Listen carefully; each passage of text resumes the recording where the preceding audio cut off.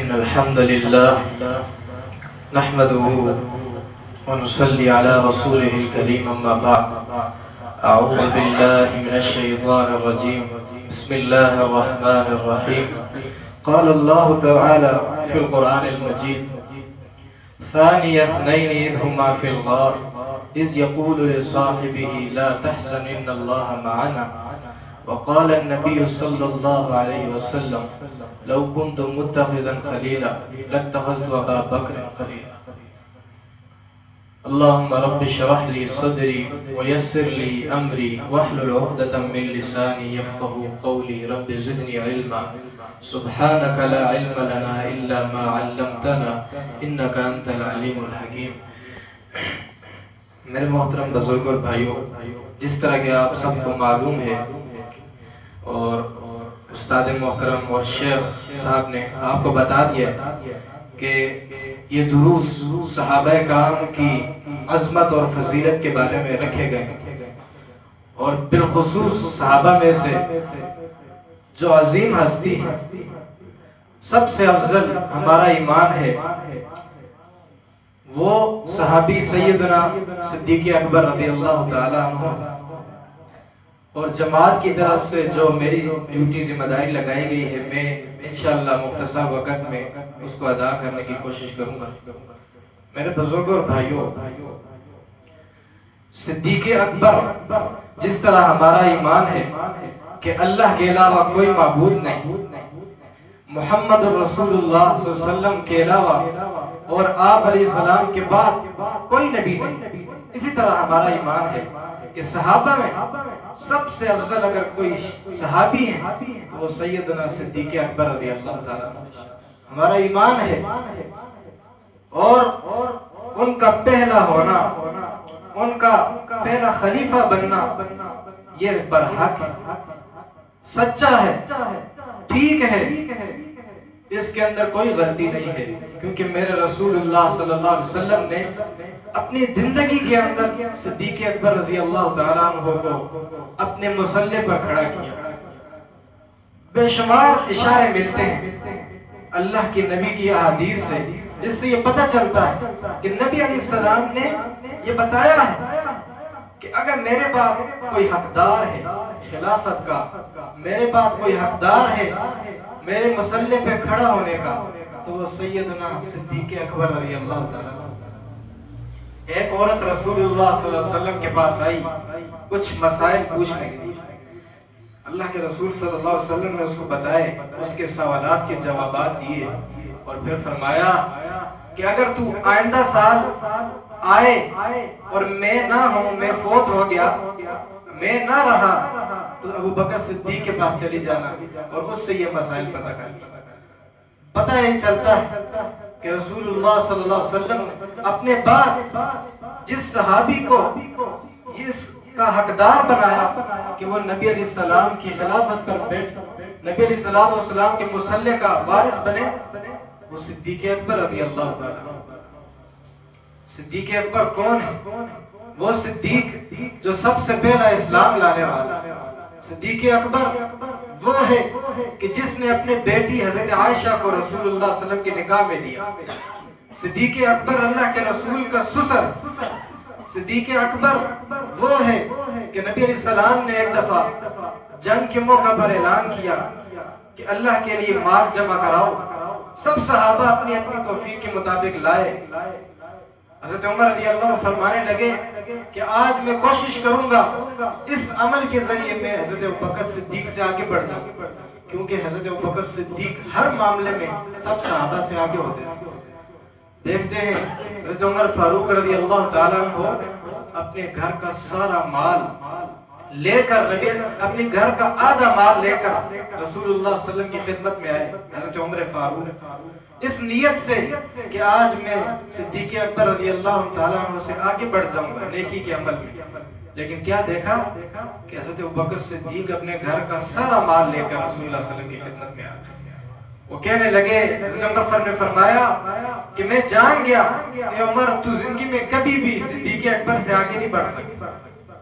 اس کی فضیلت سے، اس کی دین کے ساتھ محبت سے، اے عمر تو نہیں آگے بڑھ سکتا۔ اس کو جو مقام اللہ نے دیا ہے، صدیق اکبر رضی اللہ عنہ کا یہ مقام، قرآن ہے، اللہ نے قرآن اتار دیا، اس وقت کا اللہ تعالیٰ نے یاد قرآن میں اتاری، اس لمحے کو قرآن میں محفوظ کیا جب نبی علیہ السلام ہجرت کر کے ابوبکر صدیق کے ساتھ مدینے جا رہے ہیں۔ مدینے کے جاتے ہوئے تکلیفیں آئیں راستے میں، غار ثور کے اندر پناہ لینا پڑی۔ سب معاملات کے اندر اگر میرے نبی علیہ السلام نے کسی نے ساتھ دیا ہے وہ سیدنا صدیق اکبر رضی اللہ عنہ۔ اللہ نے فرمایا ثانی اثنین اذ ہما فی الغار، دو جب غار کے اندر موجود تھے، کون؟ محمد صلی اللہ علیہ وسلم اور اس کا ساتھی ابوبکر۔ اذ یقول لصاحبہ لا تحزن ان اللہ معنا، جب نبی اپنے ساتھی کو تسلی دے رہے تھے کہ اے میرے ساتھی نہ گھبراؤ، ہمارے ساتھ اللہ ہے۔ ایک حدیث میں آتا ہے، بخاری کی روایت ہے، رسول اللہ صلی اللہ علیہ وسلم کے صحابی ابوبکر اور عمر اور ان کو لے جانے والا جو ایک بدو تھا، غلام جو ان کو راستہ بتا، ان کے پیچھے پیچھے مشرکین مکہ نے اپنے آدمی دوڑائے کہ جاؤ کوئی جو نبی علیہ السلام کو نعوذ باللہ مار کر لے آئے یا زندہ پکڑ کر لے آئے، اس کے لیے 100 اونٹ کا انعام رکھے۔ اور پیچھے پیچھے ہر انعام کی لالچ میں ہر کفار نے کوشش کی کہ ان کو پکڑ لیا جائے۔ نبی علیہ الصلوۃ والسلام اور حضرت ابوبکر غار ثور میں بیٹھے۔ حضرت ابوبکر صدیق کی محبت دیکھیے، ابوبکر صدیق رضی اللہ عنہ غار کے اندر پہلے خود داخل ہوئے۔ نبی علیہ السلام کو فرمایا اللہ کے رسول آپ باہر کھڑے ہو جائیں، میں اندر جا کے دیکھتا ہوں، اگر کوئی تکلیف دہ چیز ہے، کوئی موذی چیز ہے تو اس سے مجھے تکلیف پہنچے، آپ کو کوئی تکلیف نہ ہو، آپ باہر کھڑے۔ اندر گئے، غار کو صاف کیا، سارے سوراخ بند کر دیے اور ایک سوراخ بچ گیا، اس کے اوپر صدیق اکبر نے اپنا پاؤں مبارک رکھ لیا۔ پھر رسول اللہ صلی اللہ علیہ وسلم کو آنے کا کہا، نبی علیہ السلام بھی اندر گئے، غار ثور میں پہنچے، کفار بھی وہاں پہنچ گئے۔ حدیث میں آتا ہے ابوبکر صدیق رضی اللہ عنہ نے فرمایا اللہ کے رسول ہم تو پکڑے گئے، کفار ہمارے سروں کے اوپر ہیں، اگر یہ اپنے پاؤں کی طرف دیکھیں تو ہم پکڑے جائیں۔ کفار آ گئے، ہم پکڑے گئے۔ رسول اللہ صلی اللہ علیہ وسلم نے فرمایا ما ظنک باثنین اللہ ثالثہما، اے ابوبکر تیرا ان دو کے بارے میں کیا خیال ہے جن کے ساتھ تیسرا اللہ ہے، جن کا اللہ تیسرا ہے محافظ، ان دونوں کے بارے میں تیرا کیا خیال ہے؟ یہ صدیق اکبر رضی اللہ تعالیٰ عنہ جو نبی علیہ السلام کے ساتھ ہر معاملے میں آپ علیہ السلام کے ساتھ، نبی علیہ السلام کو اپنی بیٹی دے دی نکاح کے اندر، سسر بن گئے، رسول اللہ صلی اللہ علیہ وسلم کی زندگی میں مصلی امامت پر نمازیں پڑھائیں۔ صدیق اکبر وہ ہے کہ جس نے گھر کا سارا مال رسول اللہ صلی اللہ علیہ وسلم کی خدمت میں پیش کر دیا۔ صدیق اکبر وہ ہے کہ جس کو رسول اللہ صلی اللہ علیہ وسلم نے فرمایا، ابھی آپ سن رہے تھے شیخ صاحب سے کہ نبی علیہ السلام نے فرمایا میں ابوبکر کے احسانات کا بدلہ دنیا میں نہیں اتار سکتا۔ صدیق اکبر تو وہ ہے کہ جس کے بارے میں رسول اللہ صلی اللہ علیہ وسلم نے فرمایا اے ابوبکر اگر قیامت کے دن کسی شخص کو جنت کے 8 دروازوں میں سے آواز لگائی جائے گی تو ابوبکر وہ تو ہو۔ نبی علیہ السلام نے فرمایا جنت میں ایک دروازہ ہے جس کو ریان کہا جاتا ہے، روزے داروں کو اس سے پکارا جائے گا۔ ایک دروازہ ہے جس میں سے نمازیوں کو پکارا جائے گا، فلاں دروازہ فلاں عمل کرنے والے کے لیے، ہر انسان کو ان میں سے پکارا جائے گا۔ سیدنا صدیق اکبر رضی اللہ عنہ نے فرمایا اللہ کے رسول کوئی ایسا خوش نصیب ہے جس کو جنت کے 8 دروازوں میں سے آواز لگائی جائے۔ اللہ کے رسول نے فرمایا ہاں ارجو ان تکون منہم، مجھے امید ہے کہ ابوبکر وہ تو ہے جس کو جنت کے 8 دروازوں میں سے پکارا جائے۔ اس سے بڑھ کر فضیلت کیا ہو سکتی؟ میرے صدیق اکبر وہ ہے کہ رسول اللہ صلی اللہ علیہ وسلم نے ایک مرتبہ فرمایا لو کنت متخذا خلیلا لاتخذت ابا بکر، اگر میں کسی کو دنیا میں اپنا خلیل بناتا، جگری دوست بناتا تو سیدنا صدیق اکبر کو بناتا، لیکن میں نے اپنے اللہ کو اپنا دوست بنایا ہے۔ رسول اللہ صلی اللہ علیہ وسلم نے فرمایا میں نے اللہ کو دوست بنا لیا، اگر میں دنیا میں کسی کو خلیل بناتا تو ابوبکر کو بناتا۔ میرے بزرگوں اور بھائیوں سیدنا صدیق اکبر پہلے مسلمان، پہلے خلیفہ برحق اور جنتی صحابی۔ اس طرح ہمارا ایمان ہے کہ اللہ کے علاوہ کوئی معبود نہیں، محمد رسول اللہ صلی اللہ علیہ وسلم کے بعد کوئی نبی نہیں۔ اس طرح ہمارا ایمان ہے کہ صدیق اکبر جنتی ہے۔ ان کو جنت کی بشارت دنیا میں رسول اللہ صلی اللہ علیہ وسلم نے سنائی، بے شمار جگہ پر سنائی۔ ایک حدیث میں آتا ہے، صحیح مسلم کی حدیث ہے، اور سیدنا ابو ہریرہ رضی اللہ عنہ روایت کرتے ہیں، رسول اللہ صلی اللہ علیہ وسلم نے فرمایا، ایک دن بیٹھے تھے اللہ کے نبی علیہ السلام اپنے صحابہ کی مجلس میں، کہنے لگے آج تم میں سے کون ہے جس نے ایک روزے دار کو روزہ افطار کروایا ہو؟ سیدنا صدیق اکبر رضی اللہ تعالیٰ عنہ کھڑے ہوئے فرمایا میں نے کروایا۔ پھر فرمایا تم میں سے کون ہے جس نے آج کسی مریض کی تیمارداری کی، جس نے کسی مریض کی عیادت کی؟ سیدنا صدیق اکبر پھر کھڑے ہوتے فرمایا اللہ کے رسول میں نے کی۔ پھر نبی علیہ السلام نے پوچھا تم میں سے کون ہے جس نے آج کسی مسکین کو کھانا کھلایا، جس نے آج اللہ کے لیے کسی غریب کو مسکین کو کھانا کھلایا؟ صدیق اکبر رضی اللہ عنہ پھر کھڑے ہوئے فرمایا اللہ کے رسول میں نے کھلایا۔ نبی علیہ السلام نے فرمایا کوئی بھی ایسا شخص نہیں ہے جس کے اندر یہ تین خوبیاں آ جائیں مگر اللہ اس کو ان کے بدلے میں جنت میں داخل کرتا ہے۔ جس شخص کے اندر یہ تین صفات پیدا ہو جائیں، آپ علیہ السلام نے فرمایا مگر اللہ اس کو جنت میں ضرور داخل کرتا ہے۔ یہاں پر بھی نبی علیہ السلام نے ابو بکر صدیق رضی اللہ عنہ کو جنت کی خوشخبری سنائی۔ تو میرے بزرگوں اور بھائیوں، صدیق اکبر رضی اللہ عنہ ہمارا ایمان ہے کہ جس طرح نبی علیہ السلام جنت کے اندر سب سے پہلے جنت کا دروازہ کھولیں، نبی علیہ السلام کے پاس جنت کی چابی، اللہ کے رسول جنت کا دروازہ کھولیں گے، تو ہمارا ایمان ہے کہ سب جب نبی علیہ السلام داخل ہوں گے، انبیاء کے بعد اور نبی علیہ السلام کے بعد امت میں سے سب سے پہلے اگر کوئی شخص جنت میں جائے گا نبی کے پیچھے، وہ بھی سیدنا صدیق اکبر ہوگا رضی اللہ۔ نبی صلی اللہ علیہ وسلم کے پیچھے پیچھے جنت میں۔ سنن نبی داؤد کی حدیث، رسول اللہ صلی اللہ علیہ وسلم نے فرمایا اے ابو بکر میری امت میں سب سے پہلے جنت میں داخل ہونے والا شخص تو ہے، ابو داؤد کی روایت۔ میرے بزرگوں اور بھائیوں، صدیق اکبر کا مقام کیا ہے اور صدیق اکبر کی فضیلت کیا ہے؟ جو مقام صدیق اکبر کا ہے وہ حضرت عمر فاروق رضی اللہ عنہ کا بھی نہیں ہے۔ جو حضرت عمر فاروق کا ہے وہ حضرت عثمان رضی اللہ عنہ کا نہیں ہے۔ جو عثمان کا ہے وہ حضرت علی رضی اللہ عنہ کا نہیں ہے۔ جو علی کا ہے وہ حضرت حسن اور حسین کا نہیں ہے۔ یہ مقام ہر صحابی کو میرے اللہ کے رسول صلی اللہ علیہ وسلم نے دیا ہے۔ ہر صحابی کو الگ الگ فضیلت میرے نبی علیہ السلام نے دی۔ جب نبی علیہ السلام بیمار ہوئے تو کیا فرمایا؟ ابو بکر کو حکم دو وہ نماز پڑھائے، میرے مصلی پر اگر کوئی کھڑا ہو تو ابو بکر ہو۔ میرے نبی کے بعد سب سے پہلے روضہ رسول میں سونے والا ابو بکر ہے۔ نبی علیہ السلام حجرہ عائشہ میں فوت ہوئے، وہیں دفن ہوئے، تو ان کے بعد سب سے پہلا شخص جو نبی علیہ السلام کی قربت میں دفن ہوا وہ سیدنا صدیق اکبر ہے۔ اور سب سے پہلے قیامت کو نبی علیہ السلام کے اٹھنے کے بعد جو اٹھے گا وہ بھی سیدنا صدیق اکبر رضی اللہ عنہ۔ سب سے پہلے نبی علیہ السلام کی قبر پھٹے گی، یہ حدیث ہے۔ آپ علیہ السلام نے فرمایا اب انا اول من تنشق عنہ الارض، میں پہلا ہوں جس کی قبر پھٹے گی۔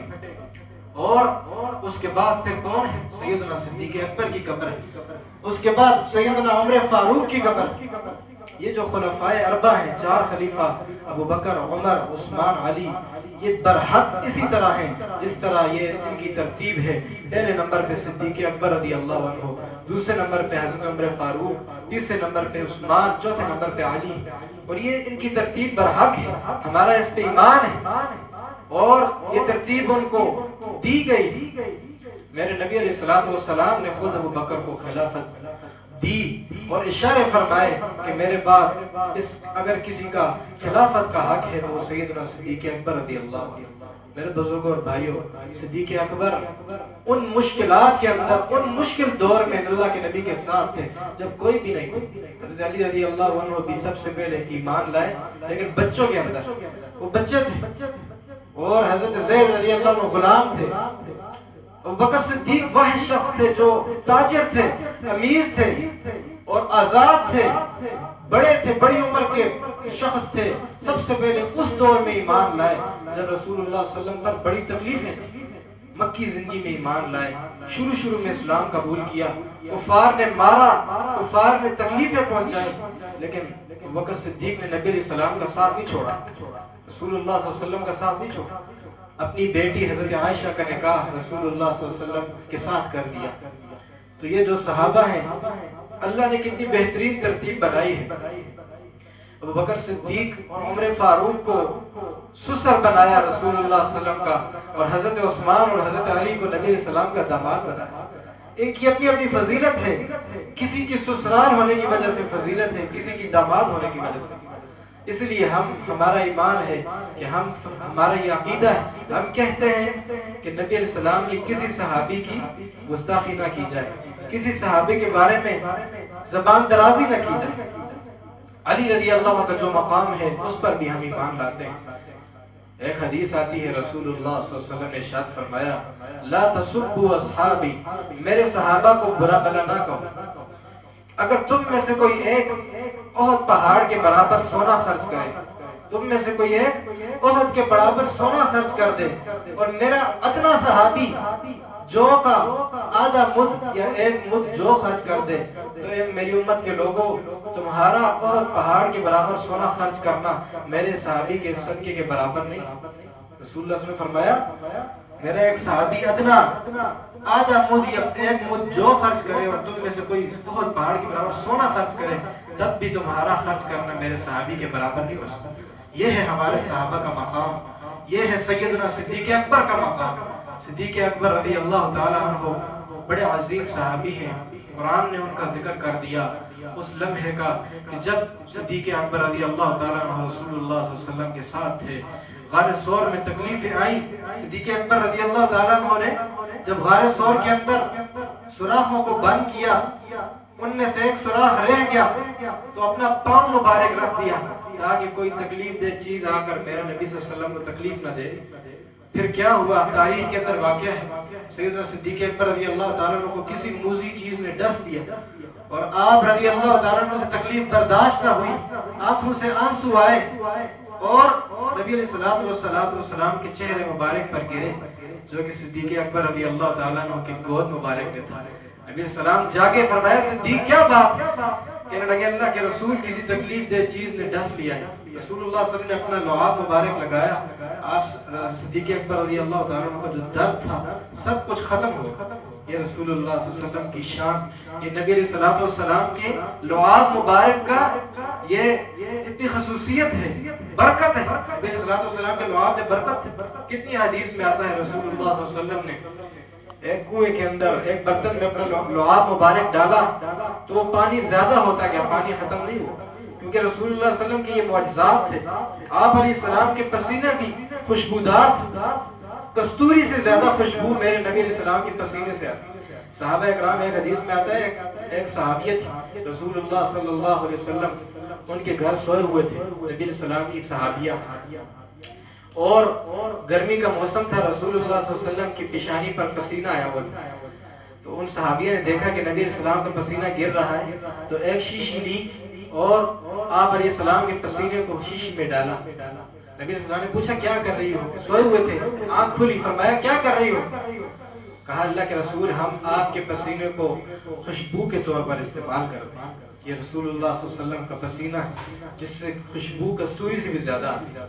تو میرے بزرگوں اور بھائیوں، رسول اللہ صلی اللہ علیہ وسلم کا جو مقام ہے کہ نبی علیہ السلام کے صحابہ کا کیا مقام ہے، اللہ کے رسول صلی اللہ علیہ وسلم کے صحابہ کو اسی لیے اللہ نے ہمارے لیے نمونہ قرار دیا، فرمایا اگر تم ان کی طرح ایمان لاؤ گے تو تم ہدایت پر ہو۔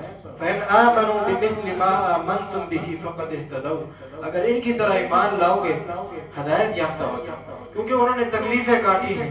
وہ بدر کے اندر بھی نبی علیہ السلام کے ساتھ، احد کے اندر بھی ساتھ، خندق کے اندر بھی ساتھ تھے، ہر موقع کے اندر نبی علیہ السلام کے ساتھ۔ ایک حدیث میں آتا ہے جب بدر کا موقع تھا 313 صحابہ تھے اور 1000 کا لشکر تھا، 1000 کا لشکر کافروں کا تھا، اور بدر کے اندر مسلمان بظاہر تھوڑے تھے۔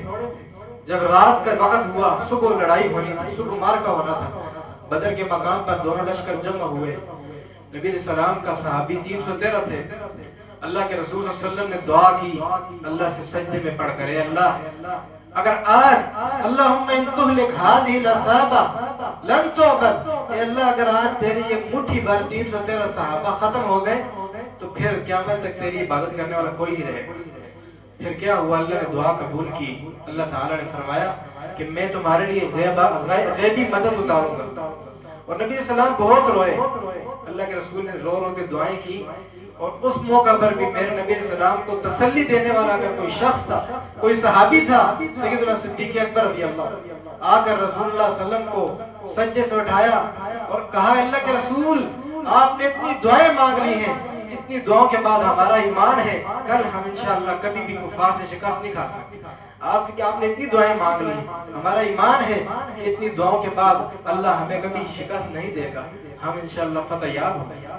یہ صدیق اکبر جن کا احسان کا بدلہ نبی علیہ السلام دنیا میں نہ اتار سکے، جن کو جنت کے 8 دروازوں سے آواز لگائی جائے گی، جنہوں نے اپنی خلافت میں منکرین زکات کا خاتمہ کیا۔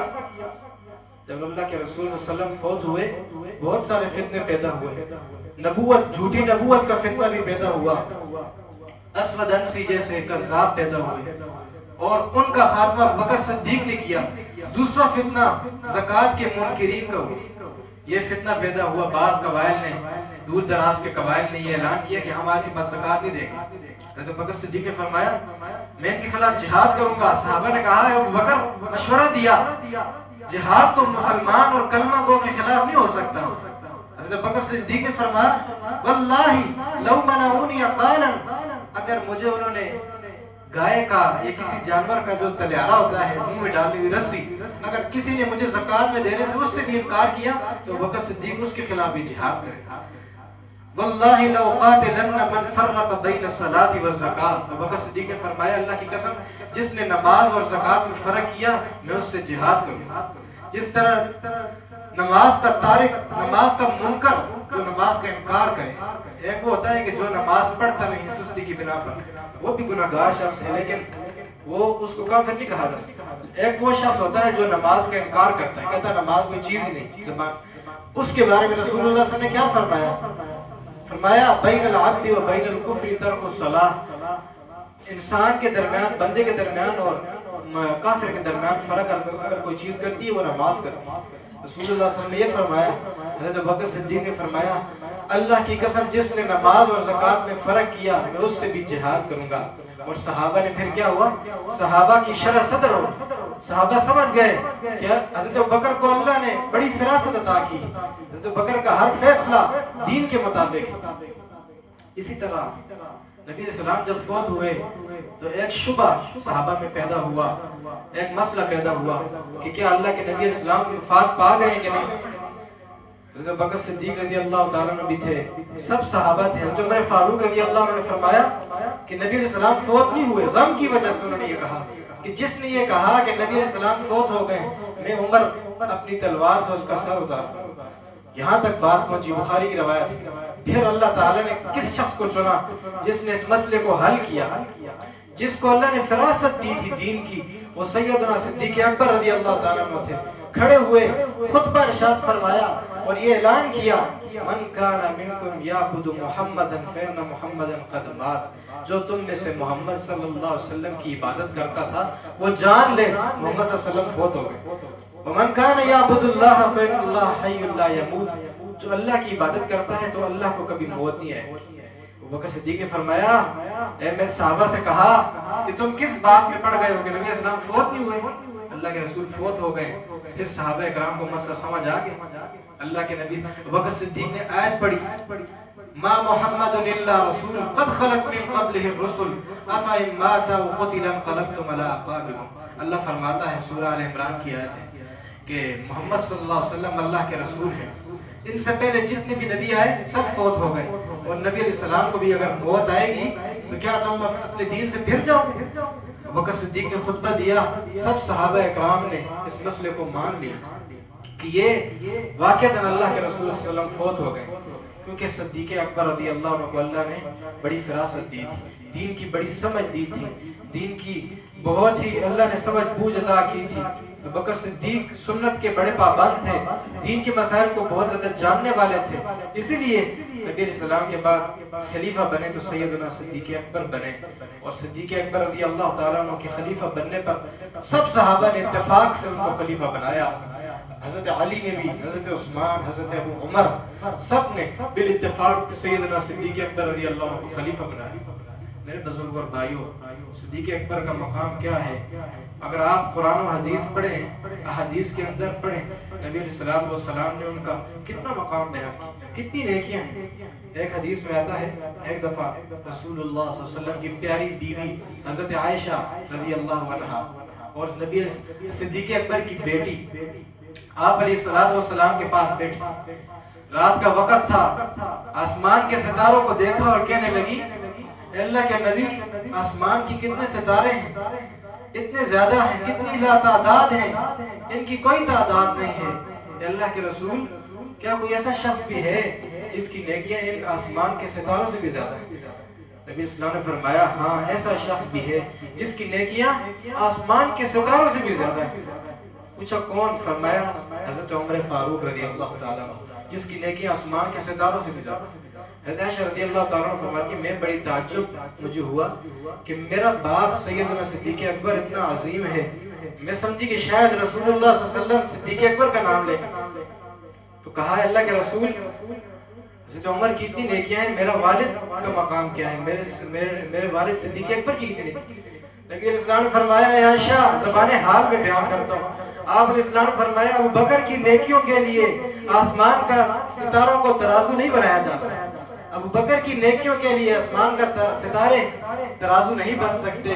اے عائشہ تیرے باپ کی ایک رات کی نیکیاں آسمان سے ستاروں سے زیادہ ہے، وہ رات جو اس نے میرے ساتھ ہمارے شور میں گزاری۔ اس نے فرمایا تو عائشہ کی نیکیاں حضرت بکر صدیق کی نیکیوں کے بارے میں پوچھتی ہے اور ترازو آسمان کے ستاروں کو نہ لگا، آسمان کے ستاروں سے زیادہ تو صرف ایک رات کی نیکیاں ہیں صدیق اکبر کی جو اس نے ہمارے شور میں گزاری تھی۔ میرے بزرگ اور بھائیوں، صدیق اکبر نے بڑی تکلیفیں کاٹی، نبی علیہ الصلوۃ والسلام کے ہر وقت کا ساتھی۔ ایک اور حدیث ہے رسول اللہ صلی اللہ علیہ وسلم نے ایک دفعہ صحابہ اکرام سے فرمایا تم میں سے پہلے ایک شخص تھا کسی امت میں اور وہ بیل اپنی گائے کو بیل کو لے کے جا رہا تھا اور اس پر سوار ہو گیا، تو بیل اور گائے کہنے لگی کہ اللہ کے بندے مجھے اللہ نے اس لیے نہیں بنایا کہ تم مجھ پہ سواری کر، بلکہ میں تو اس لیے بنائی گئی ہوں کہ میں کھیتوں کے اندر ہل چلاؤں، کھیتوں کے اندر کام کروں، میں سواری کے لیے پیدا نہیں کی گئی۔ یہ گائے نے اور بیل نے بول کر اس شخص کو جواب دیا۔ صحابہ کرام نے بڑا تعجب کیا، اللہ کے رسول گائے بھی بول سکتی ہے؟ فرمایا ہاں میں اس پر ایمان لاتا ہوں۔ اللہ کے نبی نے فرمایا اس بات پر میں ایمان لاتا ہوں اور ابو بکر بھی اس پہ ایمان لاتا ہے اور عمر بھی اس پہ ایمان لاتا ہے۔ رسول صلی اللہ علیہ وسلم ابو بکر اور عمر بھی اس بات پہ ایمان لاتے ہیں۔ کون سی بات؟ کہ گائے نے بات کی ہے، اور صحابی فرماتے ہیں راوی حدیث کے، حالانکہ اس مجلس میں ابو بکر بھی موجود نہیں تھے، عمر بھی نہیں تھے، لیکن رسول اللہ صلی اللہ علیہ وسلم نے ان کی تصدیق کی، فرمایا اس بات پہ میں بھی ایمان لاتا ہوں، صحابہ تعجب نہ کرو، میں بھی اس پہ ایمان لاتا ہوں اور ابو بکر و عمر بھی اس پہ ایمان لاتا ہوں۔ حالانکہ اس مجلس میں ابو بکر و عمر موجود نہیں تھے، کیونکہ رسول اللہ صلی اللہ علیہ وسلم کو پتا تھا کہ میری کوئی ایسی بات نہیں ہے کہ میں جو زبان سے نکالوں اور ابو بکر و عمر اس پہ ایمان نہ لائیں، اس لیے رسول اللہ صلی اللہ علیہ وسلم نے ان کی غیر موجودگی میں بھی ان کی ایمان کی تصدیق کی ہے۔ میرے بزرگ اور بھائیوں، یہ صدیق اکبر کا مقام ہے۔ آج آپ دیکھیں صحابہ اکرام کے بارے میں گستاخی کی جاتی ہیں، صحابہ اکرام کو طعن و تشنیع کا نشانہ بنایا جاتا ہے، بالخصوص ابو بکر اور عمر کے بارے میں، عثمان کے بارے میں، ان تین خلیفہ کے بارے میں تو ایک گروہ خاص قسم کا گروہ ہے جو کتنا نشانے پر بناتا ہے۔ حالانکہ اگر اسلام کے اندر سے ابو بکر، عمر اور عثمان جیسی شخصیات کو نکال دیا جائے تو پورا اسلام ختم ہو جاتا ہے، ہمارے پاس کچھ باقی نہیں رہتا۔ میرے بزرگ اور بھائیوں، صدیق یہ ہے ان کا مقام۔ اور ایک واقعہ آتا ہے تاریخ کے اندر کہ رسول اللہ صلی اللہ علیہ وسلم جب معراج کی رات سے واپس آئے، معراج کی رات سے، یہ تاریخی واقعہ ہے، اور آ کر یہ کہا کہ میں نے ایک رات میں آسمانوں کی سیر کی۔ نبی علیہ السلام کو اللہ نے ایک رات میں 7 آسمان کی سیر کروائی، یہ اللہ کے رسول کا معجزہ تھا نبی علیہ السلام کا۔ تو کفار نے بڑا مذاق اڑایا اور ہنسنے لگے، کہنے لگے کہ یہ دیکھو، ہم صحیح کہتے تھے نعوذ باللہ کہ یہ جادوگر ہے، کیا کیا باتیں کرتا ہے، ایک رات میں بھلا کوئی 7 آسمان کی سیر کر کے واپس آ سکتا ہے۔ اور بعض مشرکین کہنے لگے کہ آج اس کے جو ساتھی ہیں وہ اس کا ضرور مذاق اڑائیں، آج جو نبی علیہ السلام کے اوپر ایمان لائے وہ بھی پھر جائیں گے، کیونکہ یہ عجیب سی بات، عقل اس کو ماننے کو تیار نہیں ہوتی۔ اور وہ کچھ کفار سیدنا صدیق اکبر رضی اللہ عنہ کے پاس بھی آئے اور آ کر کہنے لگے، امتحان لیا، کہنے لگے اگر کوئی شخص کہے کہ میں ایک رات کے اندر 7 آسمان کی سیر کر کے آیا ہوں تو کیا تو یقین کر لے گا؟ صدیق اکبر نے کہا نہیں، یہ مشکل ہے۔ فرمایا اچھا، جس پر تو ایمان لایا ہے محمد صلی اللہ علیہ وسلم، وہ یہ کہتا ہے کہ اس نے ایک رات کے اندر معراج کی رات جو ہے اس نے پورے 7 آسمان کی سیر کی۔ صدیق اکبر رضی اللہ تعالیٰ عنہ کی ایمان پر قربان جاؤ، صدیق اکبر نے فرمایا اگر یہ بات محمد صلی اللہ علیہ وسلم کہتا ہے تو ابو بکر صدیق اس پہ ایمان لاتا کہ نبی علیہ السلام ایک رات کے اندر 7 آسمان کی سیر کر کے۔ کفار حیران رہ گئے، یہ کیسے صحابہ، یہ کیسے ساتھی، ابو بکر کا ایمان کیسا، ابو بکر کی کتنی شان ہے، ہر بات پر رسول اللہ صلی اللہ علیہ وسلم کی ہر بات پر ایمان لاتا۔ صحابہ اکرام کو اللہ کے نبی کی زبان پہ بڑے یقین تھا، بہت زیادہ یقین رکھتے تھے۔